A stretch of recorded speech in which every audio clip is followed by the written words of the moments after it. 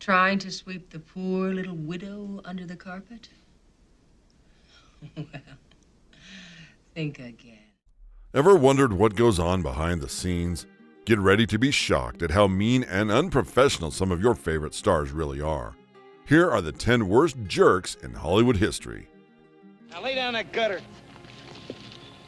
In the gutter! You, get your face down. Number 10. Steve McQueen. Celebrated for his tough guy image, love for fast cars, and daring stunts, Steve McQueen lived a life as intense as the roles he played. But as you will see, beneath the Hollywood glamour was a tumultuous personal life and an even more flawed character. We say flawed character, but that is just one way to describe him. Others would consider his behavior as less than appealing at best, or even an outright jerk with a nasty personality. Depends on who you ask, but the constant is McQueen was a handful. Born Terrence Stephen McQueen on March 24, 1930 in Beech Grove, Indiana, his childhood was fraught with abandonment, abuse, and criminal activities. After being left by both parents, he was raised by his uncle and suffered abuse from his stepfather. This absence created a void and a sense of abandonment that affected McQueen deeply. McQueen's unstable home life contributed to his rebellious nature. He was known for his defiant attitude as a child and would eventually get in trouble with the law frequently as a young adult. At 17, McQueen enlisted in the U.S. Marine Corps. The military provided him with some discipline and a sense of purpose. Despite some rebellious incidents, he was honorably discharged in 1950. His sights were turned to Hollywood. While many people now believe that this tumultuous childhood significantly influenced his later life and career, it is also true that his early experiences didn't justify his later actions. First, the reason McQueen earned a spot on this list is his ego and arrogance. Those who knew him well enough maintained that McQueen had a strong sense of self-confidence that often bordered on arrogance. It's not hard to imagine that this competitive nature and desire to be the best sometimes led him to belittle others. This brought on a whole new problem: his reputation for being difficult to work with. Many reports from his colleagues suggest that he was challenging on set. When he wasn't demanding too much, he would be clashing with directors and co-stars over creative differences. On film sets, McQueen made questionable choices, often turning down roles that later became iconic. During the production of The Towering Inferno, he argued over billing with Paul Newman. His competitiveness even led him to count lines in the script to ensure fairness in the pay. Another particular incident involved a jealous McQueen urinating on a neighbor's balcony. James Garner had just starred in Grand Prix, and because this was a role he had wanted, McQueen was reportedly upset. While filming The Getaway, McQueen constantly clashed with director Sam Peckinpah. Minor issues like wardrobe and screen time caused disruptions on set. You could say it all boiled down to an intense personality. McQueen's intensity and focus on his career sometimes made him come off as aloof or unfriendly. He had little patience for those who didn't share his dedication or work ethic. But while his rebellious and nonconformist attitude proved appealing to fans, it often put him at odds with Hollywood norms and expectations. Hence, the reputation for being disrespectful or unprofessional. Naturally, all of this was bound to affect his personal life as well. McQueen's personal relationships were tumultuous. For one, he was known for his infidelity. Then he also had a history of substance abuse. Considering these situations never go well together, both habits strained his marriages and relationships. At the end of the day, all of these traits contributed to his bad boy image and also added to his mystique as a Hollywood legend. It also led some to view him as difficult or unkind. We sunk right under the Atlantic years ago. Hey, what are you stopping for? Get out of this machine. Get out? I can't. Number 9. Milton Berle. From his off-camera behavior to his interactions with colleagues, it is no surprise that Milton Berle earned him a reputation for being a jerk. Milton Berle was an iconic actor and comedian whose career impressively spanned 80 years. He began as a child actor in silent films and theater, then moved through radio, movies, and television. His most significant achievement was hosting NBC's Texaco Star Theater, where he became America's first major television star, earning nicknames like Uncle Milty and Mr. Television during the early golden age of TV. We mean his significant impact on entertainment was recognized with 2 stars on the Hollywood Walk of Fame, one for his radio contributions and another for his pioneering television work. So how does he earn a spot on this list? Well, first let's consider his unprofessional conduct and disregard for authority. Berle had a habit of ignoring instructions from directors and producers. His behavior during his guest hosting stint on Saturday Night Live is a prime example. He often mugged for the camera and ad-libbed jokes in a manner that disrupted the flow of the show. He also gave unsolicited directions to stagehands and the lighting crew. This, of course, created friction and disrupted the established comedic content and structure of the show. Burl was known for his abrasive personality, which led to frequent clashes with directors, writers, and other performers. This difficult demeanor made it hard for others to work with him harmoniously. It also didn't help that he was arrogant. His status as a major television star might have contributed to a sense of arrogance, leading him to believe he could overrule the decisions and directions of others in authority. Then came the plagiarism accusations. Burl had a reputation for using jokes and routines from other comedians without permission. While this was more common in the early days of comedy, it became increasingly frowned upon as the industry evolved and originality became more valued. This practice damaged his reputation among his peers, who saw it as a lack of respect for their work. Maybe it was the lack of originality or perhaps the nasty behavior in the work environment. Whatever the case may be, it all culminated in an inconsistent success streak. To be more specific, we mean that the fact that his career was plagued with short-lived radio programs. Burl's radio shows often failed to last beyond a year. This was a strong indicator of his attitude. It also suggests that his difficult behavior must have impacted his ability to sustain long-term projects and relationships in that medium. But of course, there was a mixed reception. Certainly not everyone called him out on his shortcomings, and not everyone would agree that he was a difficult person. So despite his character, many fans overlooked it all because he had made significant contributions to television and comedy. However, two truths can coexist. Burl's unprofessional and often disrespectful behavior left a lasting negative impression on many who worked with him. While his contributions to entertainment are undeniable, his behavior off-camera created lasting negative perceptions among his peers and collaborators. His legacy is thus a blend of groundbreaking achievements and a tarnished reputation due to his interpersonal conduct. Hello, Miss Laverne. Miss Lola Laverne. Is this the face that launched 1,000 ships? Number 8. Gene Kelly. Gene Kelly is a name synonymous with post-war American optimism. This legendary figure in entertainment was known for his singing, dancing, and overall performance skills, so much so that he championed a new wave of entertainment following the war. But like the other names on this list, Kelly had his share of imperfections. He was known to be a demanding taskmaster during rehearsals and would establish rigorous work hours and intricate choreography, challenging even experienced dancers. You may be thinking this is not so bad. A little discipline never hurt anybody. But the truth is there was more where that came from. So what key factors contributed to Gene Kelly earning his reputation as a jerk? We will begin with his demanding nature and desire for utmost perfection. This led to his co-stars feeling intimidated by him. One particular victim of this was Debbie Reynolds. During the making of the classic musical Singing in the Rain, Kelly reportedly intimidated his 19-year-old co-star Debbie Reynolds. His demanding nature created a stressful working environment for her. Topping this off was the rigorous rehearsals, from enforcing punishing work hours to the intricate choreography that challenged even the most seasoned dancers. Kelly was known to be a strict taskmaster in rehearsals.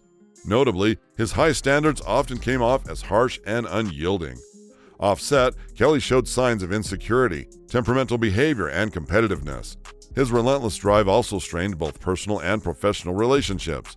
Actress Esther Williams, who worked with Kelly on Take Me Out to the Ball Game, described her time with him as pure misery. Kelly's annoyance over Williams being taller led to awkward moments, including making her slouch during scenes. Following the ordeal, Esther Williams famously remarked, "He was a jerk, but he could dance." If anything, her comment encapsulates the mixed feelings many had about him. But Kelly wasn't a jerk just on set. His off-set behavior was just as bad. We mean insecurity and temperament are not the best qualities one can have. As you can imagine, Kelly carried this insecurity and temperamental behavior off-set. All of this no doubt affected his relationships with colleagues. His mood swings and competitive nature made him difficult to work with. Moving on, Kelly had a habit of entertaining relationships with younger women. Now in this relationship, he had this paternalistic attitude that sometimes made him an overbearing partner. This behavior was perceived as controlling and condescending. Kelly's relentless drive for perfection strained both his professional and personal relationships. His demanding nature and high expectations often led to conflicts and friction with those he worked with. Kelly's intense ambition and competitive spirit often overshadowed his collaborative efforts. His drive to be the best sometimes translated into stepping over others and creating a challenging environment for his peers. While Kelly's immense talent as a dancer, singer, and performer was undeniable, his difficult personality and behavior ultimately contributed to his complicated legacy. Next, a gifted performer with both devoted fans and critics.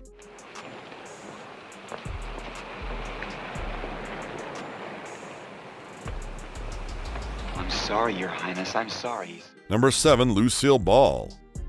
While widely celebrated for her comedic talent and iconic television roles, Lucille Ball was also considered by some to be rude and even vile. This is certainly a tough reputation to build, so what could possibly have contributed to this perception? Let's begin with pride and treatment of non-celebrities. Ball was known to treat service staff and non-celebrities very poorly. One particular incident that made its way round the media was her utter disregard for a flight attendant. In this infamous incident, Ball not only chose to communicate through her assistant to the attendant, but she also made it clear that she did not speak to the help. Naturally, this behavior indicated a sense of entitlement and a lack of respect for people she deemed beneath her social status. Then came the public criticism by peers. Renowned actor Richard Burton, in his diaries, described Ball as a monster of staggering harmlessness and a monumental lack of humor. You can see how these strong words highlighted a difficult personality. Given his own stature and reputation in the entertainment industry, there was no world in which Burton's assessment would not have carried some weight. To worsen things, her professional behavior was characterized by a relentless pursuit of attention. Ball's relentless drive for laughs and her tendency to upstage others on set was seen as desperate and soon became very overbearing. This behavior created a competitive and uncomfortable atmosphere for her co-stars, who no doubt felt overshadowed or undermined by her actions. Like many high-profile performers, Ball was also accused of exacting standards and a demanding nature. While this can be an asset in achieving professional success, it often translates into being perceived as difficult or rude by those who work closely with such individuals. Ball also had a need to maintain control over her image and career. To control the direction of her career, she became overly critical, dismissive, or domineering in professional settings. Unfortunately, this manifested in a way that seemed too rude or harsh to others. There were also talks of possible underlying insecurities that Ball may have been dealing with. If this was the case, then it could have contributed to her abrasive behavior. The more she felt the need to assert her authority and maintain her status in the competitive entertainment industry, the more she solidified her status as a mean personality. Despite these negative aspects, Ball's talent and contribution to television and comedy are undeniable. Her legacy is multifaceted, encompassing both her groundbreaking work and the more troubling aspects of her personality. This duality in her career has led to a mix of adoration and criticism from those who knew her and worked with her. British Army. The law must always save its face in front of the natives. And what if the natives object to its face? We just put them across our knee and spank them. Number 6. Errol Flynn. Renowned for his striking looks and charismatic presence, Errol Flynn was a Hollywood icon of the 1930s and 1940s. So great was his impact on the big screen that he quickly solidified his position as one of the highest-paid actors of his era. Born in Tasmania in 1909, Flynn struggled academically, so he eventually leaned towards athletics. Still, he was expelled from several prestigious schools. At 15, he took a job as a shipping clerk, which led to various occupations including sailor, writer, and tobacco plantation manager. Acting was not initially part of his plans until a twist of fate came around in 1933. At the time, an Australian film producer somehow found Flynn's photograph. He was so impressed by it that he cast him in the low-budget docudrama Wake of the Bounty. The next year, Flynn moved to London to pursue an acting career. He secured a contract with Warner Brothers, but he started out small, taking only minor roles. This was until his breakthrough came when Robert Donat dropped out of the lead role in Captain Blood. This role launched Flynn into stardom, resulting in hits like The Adventures of Robin Hood, Dodge City, and Charge of the Light Brigade. While many loved him for his captivating performances in swashbuckling films, his off-screen behavior left something to be desired. By the late 1950s, however, Flynn's extravagant lifestyle and poor financial choices drew significant attention in a manner that ultimately led to his downfall. In the meantime, he married actress Lily Damita, and they had one son, Sean Flynn, who later became an actor before transitioning to journalism. Tragically, Sean disappeared in Cambodia in 1970 while reporting on the Vietnam War and was presumed dead. But despite being married with a family, Flynn's reckless behavior continued. It became so bad that it required constant intervention from the studio's damage control team. He faced statutory rape charges involving 2 teenage girls. You could say that this case was swept under the rug, considering how his popularity only increased. In fact, this led to the infamous slang phrase, "in like Flynn." He divorced Demita shortly after the rape charges and went on to star in The Adventures of Don Juan. This feeling of invincibility led to a reckless lifestyle that started to take a toll on his career. As his behavior grew erratic, he became difficult to work with on set. He also began to suffer from short-term memory loss. After divorcing his second wife, Nora Eddington, Flynn married Patrice Wymore in 1950. However, his financial success had begun to elude him, and by the mid-1950s, he had squandered his entire fortune trying to produce a film about William Tell. Flynn's fall from grace was as dramatic as his rise. Years of alcohol and drug abuse left his once athletic body bloated and contributed to an erratic on-set behavior. His lavish lifestyle and poor financial management led to multiple bankruptcies. Flynn's love for luxury and failed business ventures further worsened his financial situation. Despite these issues, Flynn's talent and charisma kept him in demand. His ability to captivate audiences with memorable performances remained, even as his health and finances declined. At the end of the day, Flynn's impact on cinema, especially in the adventure genre, remains significant. We mean critics agree that his portrayal of Robin Hood is still one of the best out there. How does one describe drama? Drama is life with the dull bits cut out. Number 5. Alfred Hitchcock. Before passing away on April 29, 1980, at the age of 80, Sir Alfred Hitchcock was a revered English film director. In fact, he is still widely acclaimed as one of the most impactful figures in cinema. He began his career in the film industry as a title card designer and made his directorial debut in 1925 with the film titled The Pleasure Garden. Over his illustrious 6-decade career, he helmed more than 50 feature films. Many of them remain enduring classics. Renowned as the master of suspense, Hitchcock's fame rivaled even that of his actors. Interesting, right? You see, this fame was bolstered largely because he granted numerous interviews and made very iconic cameo appearances in most of his works. Throughout his career, Hitchcock gained a reputation for grappling with Hollywood censors and frequently challenging the constraints imposed by the Hays Code that governed the content of films. He was constantly devising new strategies to circumvent these regulations. Can you already see how this showcased his inventive approach to filmmaking? However, Hitchcock's squeaky clean and enviable persona would get tainted. In time, Hitchcock grew indifferent towards his actors. One time, he famously stated that actors should be treated like cattle. His relationships with female actors were particularly worse and frequently controversial. His portrayal of women in his films has drawn some scrutiny over the years. In fact, Hitchcock had a penchant for becoming obsessed with his leading ladies. Let us also consider iconic scenes like Tippi Hedren's harrowing encounter with gulls and ravens in The Birds, and Janet Leigh's chilling shower scene in Psycho. With scenes like this, questions were constantly raised as to what the director's attitudes and motivations toward his female characters were. But there's more. Throughout his career, numerous instances of Hitchcock's abusive behavior towards actors have been documented.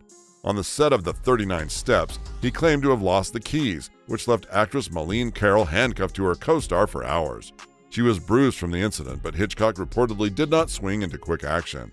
Back to the 1963 film The Birds, it received critical acclaim, but its star, Tippi Hedren, made several allegations against Hitchcock, calling him a mean man who sexually assaulted her and other actresses on set.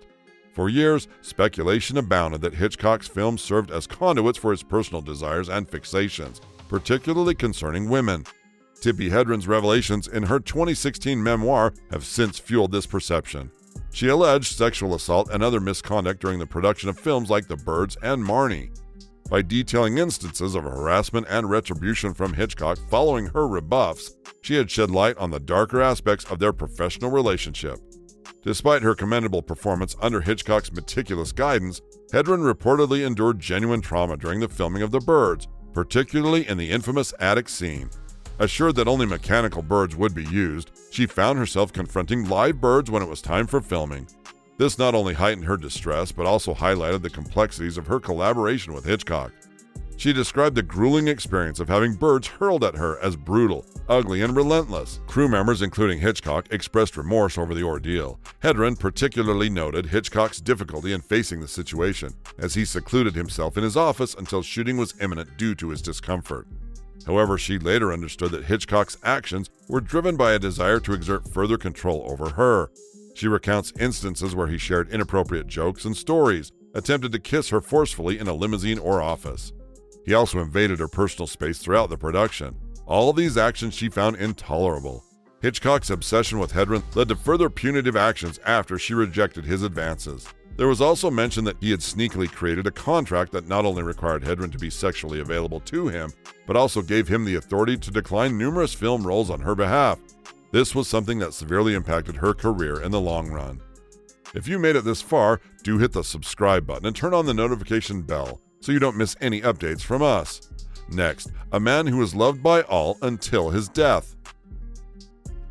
What does she do with the cable, boys?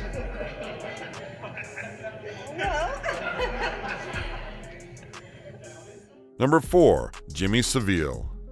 What can we say? Jimmy Savile had it all. For the most part, he lived a seemingly clean and fulfilled life until he passed away on October 29, 2011 at the age of 84. He was a renowned English media personality, actor, and DJ, and many people grew up watching him host popular BBC shows such as The Top of the Pops and Jim'll Fix It. As an actor, he showcased his talent in productions like Fairy Cross the Mercy in 1964, Go-Go Mania in 1965, and When Lewis Met Jimmy in the year 2000. From his quirky persona to his extensive charitable endeavors, you could almost say he was known and loved by all. Throughout his lifetime, Savile was a prominent figure in the United Kingdom. He actively fundraised for various charities and hospitals. Some of the notable beneficiaries of his philanthropy include Stoke Maudeville Hospital in Aylesbury, Leeds General Infirmary, and Broadmoor Hospital in Berkshire. His philanthropic efforts even earned him a knighthood in the year 1990. He truly was a celebrated man, but revelations following his death in 2011 would paint a starkly different picture of who he really was. As you are about to see, he very well earned a spot on this list. You see, numerous allegations of sexual abuse surfaced shortly after his death. The whole saga blew up in October 2012. An ITV documentary subsequently delved into the allegations, and it triggered a wave of media attention and an influx of witness statements and more abuse claims. Scotland Yard initiated Operation U-Tree, a criminal investigation to probe the accusations of all child sex abuse implicating Savile. According to the reports, his sinister activities had spanned 6 decades. The investigation led the police to determine that he was in fact a predatory sex offender. The investigation also ranks him among Britain's most prolific sex offenders. Authorities pursued over 400 lines of inquiry across 14 police forces. It was determined that he abused 450 people. As if it couldn't get more vile, you'll also learn that 328 of them were minors. In June 2014, inquiries into Savile's actions at 28 NHS hospitals, including Leeds General Infirmary and Broadmoor Psychiatric Hospital, revealed that he had sexually assaulted individuals aged between 5 and 75 over many years. All those philanthropic acts were just a show, a facade to hide his true nature and also make his evil desires a whole lot easier to access. Consequently, some of the honors bestowed upon Savile during his career were posthumously revoked. Even his television appearances, such as episodes of Top of the Pops that he hosted, are no longer aired. As infuriating as it is that his behavior went unnoticed for so long, it becomes even worse to see that he actually hinted at it. His 1974 autobiography that was reprinted as Love is an Uphill Thing in 1976 actually contained some admissions of improper sexual conduct. Sadly, this went unnoticed during his lifetime, a true case of a monster hiding in plain sight. Next, the most innocent-looking comic actor to grace the Golden Age screen.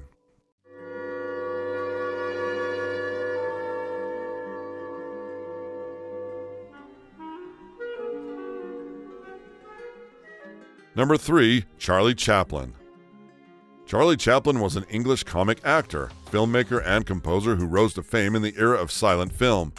Although Chaplin built his public persona as a beloved comedian and filmmaker, some aspects of his personal behavior and relationships contrasted sharply with this lovable persona. As such, he has often been labeled as a jerk or narcissist. First and most obvious reason was his inappropriate relationships with young girls. Chaplin married 4 times, with 2 of his wives being teenage girls at the time of their marriage. Mildred Harris was 16 years old and Lita Gray was 15. These relationships were considered inappropriate by societal standards and raised suspicions about his preferences. His last two wives, Paulette Goddard and Oona O'Neill, were also significantly younger than him, thus solidifying a pattern in the minds of the people. Beyond those controversial marriages, several women accused Chaplin of inappropriate behavior, sexual assault, and even pedophilia. Joan Barry's serious allegations led to high-profile court cases in the 1940s. These accusations significantly tarnished his reputation. The legal battles stemming from these allegations and his troubled relationships became public scandals, contributing to the negative perception of his character. Then came the political scrutiny and exile. In the 1950s, Chaplin faced political scrutiny in the United States due to his socialist politics and left-wing associations. You see, Chaplin actually got himself banned from re-entering the U.S. unless he complied with investigations. Rather than comply, he chose exile in Switzerland. This decision was seen as a rejection of America and added to the perception that he was anti-American. Chaplin's public persona as a charming and lovable comedian starkly contrasted with the darker aspects of his private life. This discrepancy made his negative behavior even more jarring to the public and his peers. Next, an actress whose portrayal of a nasty mother mirrored her own life. To make threats you surely don't mean. Don't fuck with me, fellas! This ain't my first time at the rodeo. Number 2, Faye Dunaway. Faye Dunaway is an actress known for her roles in classic films such as Bonnie and Clyde, Chinatown, and Network. However, due to various instances of difficult and demanding behavior throughout her career, she very well earned a top spot on this list. To begin with, Dunaway had a reputation for being challenging to work with on set. Numerous co-stars, directors, and crew members have reported that she could be demanding, temperamental, and often difficult to please. There were also numerous stories of conflicts with co-stars and directors. One notable instance was on the set of Chinatown. While filming, she reportedly clashed with director Roman Polanski over various issues, including her assistance on how her character should be portrayed. There was also the infamous incident where she allegedly threw urine at Polanski after he wouldn't let her take a bathroom break. Her behavior on the set of Mommy Dearest also garnered significant attention as her intense portrayal of Joan Crawford was mirrored by an intense off-screen demeanor. Crew members reported that Dunaway's commitment to the role sometimes crossed the line into real-life aggression, such as the incident with Rutanya Alda, who co-starred with Dunaway in Mommy Dearest, claimed that for a scene that required a stage slap, Dunaway had given her a real slap, and very hard at that. Her method acting approach often made her difficult to work with. She stayed in character even when the cameras were not rolling, creating a tense atmosphere on set. She reportedly was fired from the Broadway-bound play Tea at 5 after allegedly creating a dangerous environment. According to reports, she slapped a couple of crew members and threw objects at them. Additionally, Dunaway had unusual habits, such as urinating into trash cans and not flushing toilets in her dressing room. This led to multiple resignations from the cleanup crew. Top that off with one too many incidents of rudeness, and her reputation was already sealed. Dunaway had been accused of being rude and dismissive to both colleagues and fans on several occasions. Her former assistant, who sued her for wrongful termination, claimed that Dunaway was verbally abusive and created a hostile work environment. It certainly did not help that her reputation as a diva was well documented, with stories of excessive and unreasonable demands on set. This includes everything from script changes to specific requirements for her dressing room and working conditions. Instances of unprofessional conduct were also reported, from showing up late to set to refusing to come out of her trailer and demanding retakes until she was satisfied with her performance. Dunaway was quite the diva. Sadly, this behavior had negative impacts on production schedules. Dunaway's behavior at public events and award shows has sometimes been seen as erratic or contentious. The infamous mix-up at the 2017 Oscars, where she mistakenly announced La La Land as the Best Picture winner instead of Moonlight, only added to her controversial public image. In a recent HBO documentary, Dunaway opened up about her diagnosis of bipolar disorder, which she believes contributed to her erratic behavior. She expressed responsibility for her actions and discussed the importance of managing the condition. These behaviors and incidents have collectively painted a picture of Faye Dunaway as a talented yet extremely difficult and often unpleasant individual to work with. But the truth is, despite these controversies, Dunaway's talent and contributions to cinema remain undeniable. We mean, her performances in some of the most iconic films of the 20th century have set her up for a lasting legacy. Lastly, Mr. Bond. James Bond. Mr. Bond, I suppose you wouldn't care to, raise the limit? Number 1, Sean Connery. Having gone down in cinema history as the original James Bond, Sean Connery is one actor that was celebrated for his compelling screen presence and charisma. Still, he just could not help but stir up controversy with his off-screen behavior and outspoken views. From his controversial statements and difficult behavior both on and off set, people have considered Sean Connery to be far from the perfect persona we see on screen. This one caused quite a stir back in the day, and it is none other than his controversial statements on domestic violence. In a 1965 interview with Playboy, Connery remarked, "I don't think there is anything particularly wrong with hitting a woman." He further justified that an open-handed slap is justified if all other alternatives fail. To make this worse, Connery reiterated these views in a later interview with Barbara Walters, where he stated bluntly, "I haven't changed my opinion." These statements were widely criticized and viewed as promoting domestic violence, significantly tarnishing his public image. Connery's refusal to retract or amend his controversial views on gender and violence over the years suggested a lack of remorse or understanding of the negative impact of his statements. This unrepentant attitude further solidified his reputation as a jerk. Then, of course, the difficult behavior on set. Connery had a reputation for being difficult to work with. Stories of his strong-willed nature and occasional clashes with directors and co-stars became part of his off-screen legend. His insistence on doing things his way often led to tensions on set. This contrasted sharply with the suave and charismatic persona he portrayed in his roles, particularly as James Bond. Several co-stars and colleagues reported unpleasant experiences working with Connery. These stories combined contributed to the perception of him being unapproachable and uncooperative in a professional setting. A far cry from the dashing and charismatic man you see on screen, right? Well, sometimes you should never meet your heroes. So what do you think? Do share your thoughts in the comments. If you enjoyed this video, don't forget to hit the like button. You also can't miss the next video on screen.